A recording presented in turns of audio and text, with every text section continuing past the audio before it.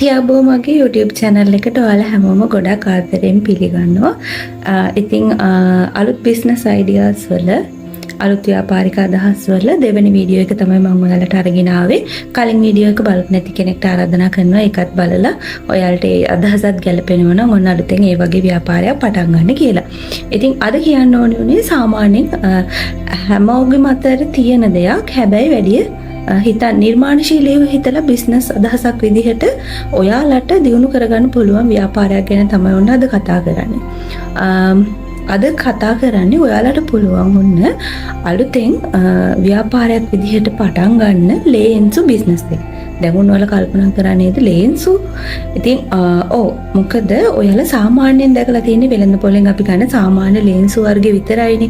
ඒ වුණාට ඔන්න ඔයාලට පුළුවන් ලස්සනට පේන්ට් කරන්න හැකියාව තියෙන කට්ටියට මම ඔයාලට උදාහරණ විදිහට ෆොටෝස් මේ වීඩියෝ අතරෙම දාගෙන යන්නම්.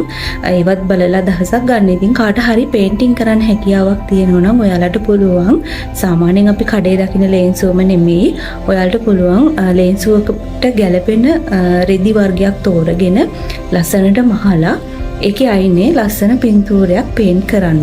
ඉතින් ඒක ගොඩාක් ගැලපෙන ඕන පොඩි ළමයින්ට වගේ පෙරපාසල් ගෙනියන්න එහෙම නැත්නම් යාළගේ කැම පෙට්ටිය උතන්න ගෙනියන්න වගේ පාවිච්චි කරන ලේන්සු වලට ඔයාලට පුළුවන් ඒ වගේ ඔන්න පැකේජ් එකක් හදන්න. ඒ කියන්නේ සාමාන්‍ය පෙරපාසල් යන ළමයෙක් සඳුදා ඉඳලා සිකුරාදා වෙනකම් පෙරපාසල් යනවා. එතකොට ඔයාලට පුළුවන් ලේන්සු වගේ පාට කීපකින් මහලා ඔයාලට පුළුවන් ඒකේ ලස්සන සත්තු වගේ පේන්ට් කරලා එහෙම නැත්නම් අර Monday to Friday කියලා නම් ටික ලස්සනට ඉංග්‍රීසි වලින් ගහලා ඒ වගේ මොන හරි අලුත් දෙයක් පැකේජ් එකක් විදිහට ඉදිරිපත් කරන්න පුළුවන්. එතකොට එක ලේන්සුවක් ගන්නවට වඩා ඔයා ඒ වගේ එකක් මහලා ඉදිරිපත් කරොත් වෙළඳ පොළට මං හිතනවා ඔයාට ලේන්සු නිෂ්පාදනය එහෙම නැත්නම් ලේන්සු වලින් ඔන්න වැඩක් ගන්න පුළුවන් කියලා.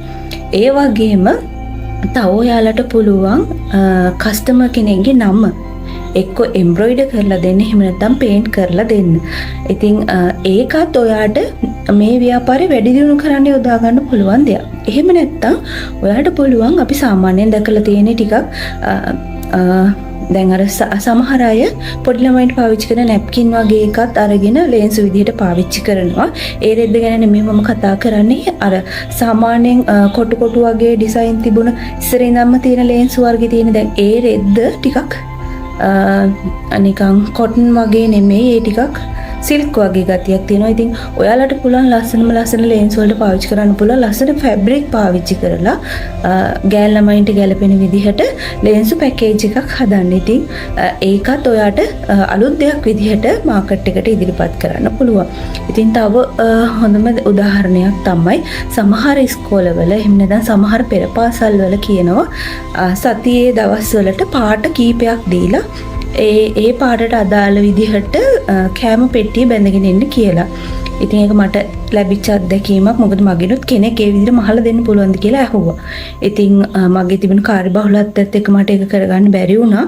ඉතින් ඔයාලට පුළුවන් ඒ විදිහට පාටවල් කීපකින් කැම බඳින ලේන්සු එහෙම වෙළඳ පොළට ඉදිරිපත් කරන්න. මොකද ඔයාලා දැකලා ඇති කැම බඳින ලේන්සු සාමාන්‍යයෙන් කොටු අර රෙද් එක වර්ගයක ඩිසයින් වලින් තමයි සාමාන්‍යයෙන් කඩවල වල තියෙන්නේ. ඉතින් ඔයාලට එතන අවස්ථාවක් තියෙනවා ඒ වගේ දෙයක් ඉදිරිපත් කරන්න. එහෙම නැත්නම් තව පුළුවන් ඔයාලට ලස්සන ස්ටිකර් එකක් print කරන්න.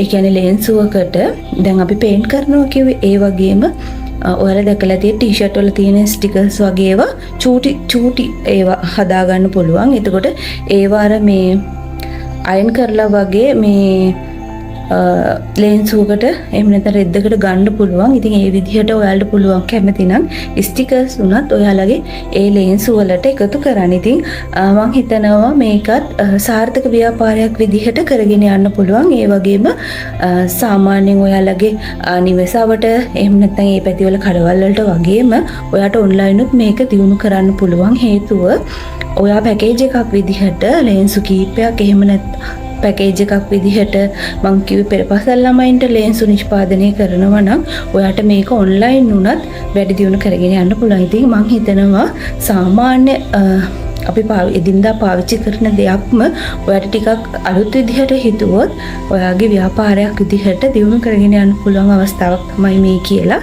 එහෙනම් අදට ගිහින් එන්නම්. ඔයාලා හැමෝටම සුබ දවසක් වේවා.